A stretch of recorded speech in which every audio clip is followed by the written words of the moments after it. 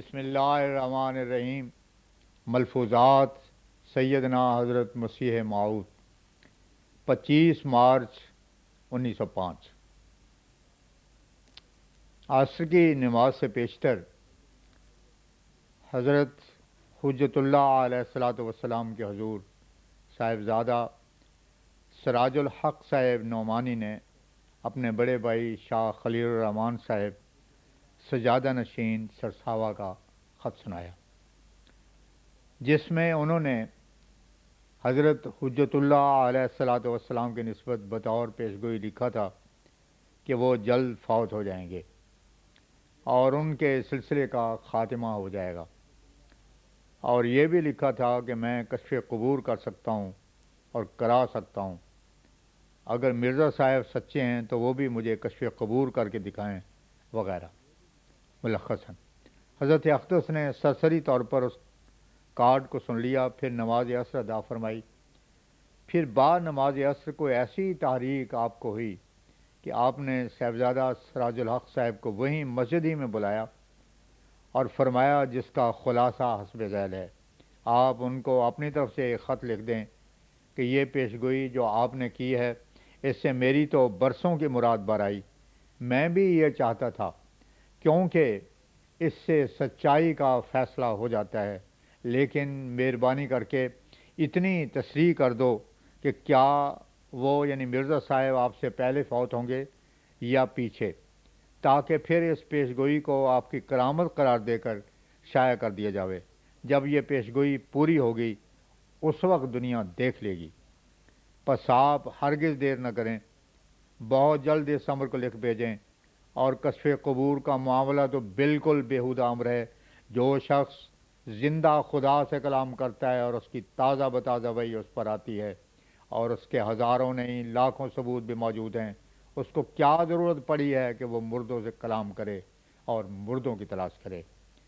اور اس صبر کا ثبوت ہی کیا ہے کہ فلاں مردے سے کلام کیا ہے؟ یہاں تو لاکھوں ثبوت موجود ہیں، ایک ایک کارڈ اور ایک ایک آدمی اور ایک ایک روپیہ جو اب آتا ہے وہ خدا کا ایک زبردست نشان ہے، کیونکہ ایک عرصہ دراز پیشتر خدا تعالیٰ نے فرمایا تھا، یاتون من کل فج عمیق و یاتی کا من کل فج عمیق، اور ایسے وقت فرمایا تھا کہ کوئی شخص بھی مجھے نہ جانتا تھا۔ اب یہ پیشگوئی کیسے زور شور سے پوری ہو رہی ہے، کیا اس کی کوئی نظیر بھی ہے؟ غرض ہمیں ضرورت کیا پڑی ہے کہ ہم زندہ خدا کو چھوڑ کر مردوں کو تلاش کریں۔ 27 مارچ 1905۔ ظہر کی اذان کے بعد اعلیٰ حضرت تشریف لائے۔ باہر سے آئے ہوئے مہمانوں نے شرف زیارت پایا۔ زاں بعد حضرت مخدوم الملت مولوی عبدالکریم صاحب نے بابو عطا الہی صاحب اسٹیشن ماسٹر کی طرف سے حصول اجازت کے لیے عرض کیا۔ آپ نے بابو عطا الہی صاحب کو بلا کر فرمایا کہ مئی، جون، جولائی وغیرہ مہینوں میں کوئی موقع یہاں رہنے کے لیے نکالنا چاہیے۔ آئندہ جب رخصت لو تو ان مہینوں کو مد نظر رکھ کر لینا۔ اس کے بعد حضرت مخدوم الملت نے عرض کیا کہ میں نے حضور کا وہ خط اخبار میں شائع کرنے کو دے دیا ہے اور اس پر ایک مضمون بھی لکھ دیا ہے۔ فرمایا، بہت اچھا کیا ہے۔ جس خط کا حضرت مولوی عبدالکریم صاحب نے ذکر کیا، یہ خط الحکم جلد 9 نمبر 11 مورخات 31 مارچ 1905 صفحہ 8 پر حضرت مولوی عبدالکریم صاحب کے تشریح مضمون کے ساتھ شائع ہوا، جو یہ ہے: محبی اخفیم، السلام علیکم ورحمۃ اللہ وبرکاتہ۔ میں ایک مدت سے بیماریوں میں رہا اور اب بھی ان کا بقیہ باقی ہے۔ میں چاہتا تھا کہ اپنے ہاتھ سے جواب لکھوں، مگر بباعث بیماری کے لکھ نہ سکا۔ آپ کے پہلے خط کا ماحصل جس قدر مجھ کو یاد ہے یہ ہے کہ میری نسبت جماعت کی طرف سے یہ پیغام پہنچایا تھا کہ روپے کے خرچ میں بہت اسراف ہوتا ہے۔ میری نسبت فلاں کی جماعت کی طرف سے یہ پیغام پہنچایا تھا کہ روپے کے خرچ میں بہت اسراف ہوتا ہے، آپ اپنے پاس روپیہ جمع نہ رکھیں اور یہ روپیہ ایک کمیٹی کے سپرد ہو جو حسب ضرورت خرچ کیا کریں۔ اور یہ بھی ذکر تھا کہ اس روپے میں سے باغ کے چند خدمت گار بھی روٹیاں کھاتے ہیں، اور ایسے ہی اور کئی قسم کے اسراف کی طرف اشارہ تھا، جن کو میں سمجھتا ہوں کہ آپ نے اپنی نیک نیتی سے جو کچھ لکھا بہتر لکھا۔ میں ضروری نہیں سمجھتا کہ اس کا رد لکھوں۔ میں آپ کو خدا تعالیٰ کی قسم دیتا ہوں، جس کی قسم کو پورا کرنا مومن کا فرض ہے، اور اس کی خلاف ورزی معصیت ہے، کہ آپ اور تمام جماعت کو تمام جماعت کو، اور خصوصاً ایسے صاحبوں کو جن کے دلوں میں یہ اعتراض پیدا ہوا ہے، بہت صفائی سے اور کھول کر سمجھا دیں کہ اس کے بعد ہم ان کا چندہ بکلی بند کرتے ہیں، اور ان پر حرام ہے اور قطعاً حرام ہے، اور مثل گوشت خنزیر ہے کہ ہمارے کسی سلسلے کی مدد کے لیے اپنی تمام زندگی تک ایک حبہ بھی بھیجیں۔ ایسا ہی ہر شخص جو ایسے اعتراض دل میں مخفی رکھتا ہے، اس کو بھی ہم یہی قسم دیتے ہیں۔ یہ کام خدا تعالیٰ کی طرف سے ہے، اور جس طرح وہ میرے دل میں ڈالتا ہے، خواہ وہ کام لوگوں کی نظروں میں صحیح ہے یا غیر صحیح، درست ہے یا غلط، میں اسی طرح کرتا ہوں۔ پس جو شخص کچھ مدد دے کر مجھے اسراف کا طعنہ دیتا ہے، وہ میرے پر حملہ کرتا ہے۔ ایسا حملہ قابل برداشت نہیں۔ اصل تو یہ ہے کہ مجھے کسی کی بھی پرواہ نہیں۔ اگر تمام جماعت کے لوگ متفق ہو کر چندہ بند کر دیں یا مجھ سے منحرف ہو جائیں، تو وہ جس نے مجھ سے وعدہ کیا ہوا ہے، وہ اور جماعت ان سے بہتر پیدا کر دے گا جو صدق اور اخلاص رکھتی ہوگی۔ جیسا کہ اللہ تعالیٰ مجھے مخاطب کر کے فرماتا ہے، ینصرک اللہ من عنده ینصرک رجال نوحی الیہم من السماء، یعنی خدا تیری اپنے پاس سے مدد کرے گا، تیری وہ مدد کریں گے جن کے دلوں میں ہم آپ وہی کریں گے اور الہام کریں گے۔ پھر اس کے بعد میں ایسے لوگوں کو ایک مرے ہوئے کیڑے کی طرح بھی نہیں سمجھتا جن کے دلوں میں بدگمانیاں پیدا ہوتی ہیں، اور کیا وجہ کے اٹھیں، جبکہ میں ایسے خشک دل لوگوں کو چندہ کے لیے مجبور نہیں کرتا جن کا ایمان ہنوز ناتمام ہے۔ مجھے وہ لوگ چندہ دے سکتے ہیں جو اپنے سچے دل سے مجھے خلیفۃ اللہ سمجھتے ہیں، اور میرے تمام کاروبار خواہ ان کو سمجھیں یا نہ سمجھیں ان پر ایمان لاتے اور ان پر اعتراض کرنا موجب سلب ایمان سمجھتے ہیں۔ میں تاجر نہیں کہ کوئی حساب رکھوں، میں کسی کمیٹی کا خزانچی نہیں کہ کسی کو حساب دوں۔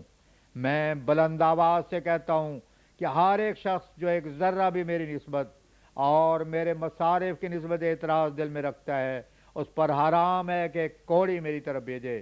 مجھے کسی کی پرواہ نہیں، جبکہ خدا مجھے بکثرت کہتا ہے، گویا ہر روز کہتا ہے کہ میں ہی بھیجتا ہوں جو آتا ہے، اور کبھی میرے مصارف پر وہ اعتراض نہیں کرتا، تو دوسرا کون ہے جو مجھ پر اعتراض کرے؟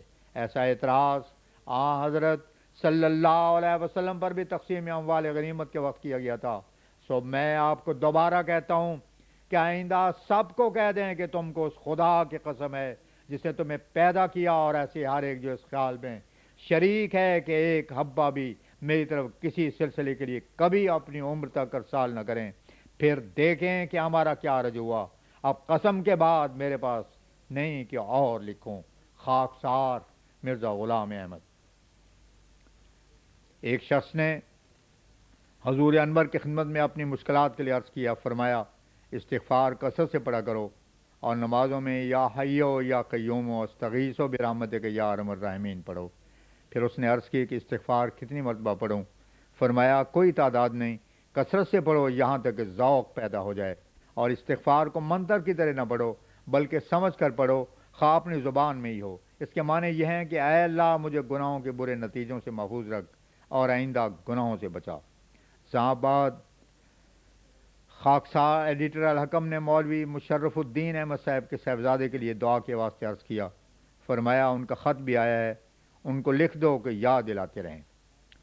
1 اپریل 1905 قبل ظہر، اعلیٰ حضرت حجت اللہ علیہ الصلاۃ والسلام نے ظہر سے پیشتر تھوڑی دیر مجلس فرمائی۔ فرمایا عصر کے بعد میری طبیعت خراب ہو جاتی ہے، میں اس لیے شام کو نہیں آ سکتا۔ مولانا مولوی عبدالکریم صاحب سلمہ ربہ کو کثرت پیشاب کی 2-3 دن سے پھر شکایت ہو گئی ہے، اور آج اعلیٰ حضرت نے ان کا قارورہ منگوا کر دیکھا تھا جو کثیر مقدار میں تھا۔ اس کے متعلق مولوی عبدالکریم صاحب کو مخاطب کر کے جو کچھ فرمایا ہے، اس سے آپ کی کمال شفقت اور ہمدردی کا ثبوت ملتا ہے، اس لیے میں خلاصتاً اسے اپنے الفاظ میں درج کرتا ہوں۔ فرمایا میں آپ کا پیشاب دیکھ کر بہت حیران ہو گیا۔ میں نے تو اس کے بعد دعا ہی شروع کر دی اور انشاءاللہ بہت دعا کروں گا۔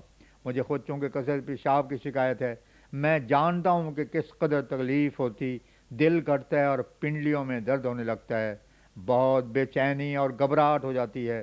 میں نے ارادہ کیا ہے کہ اس رسالے کو ختم کر لینے کے بعد کچھ دنوں تک صرف دعا ہی میں لگا رہوں گا۔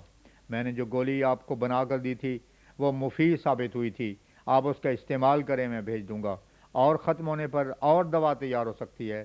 آپ دودھ کثرت سے پئیں، وہ اس مرض میں بہت مفید ہے، اور میں انشاءاللہ بہت دعا کروں گا۔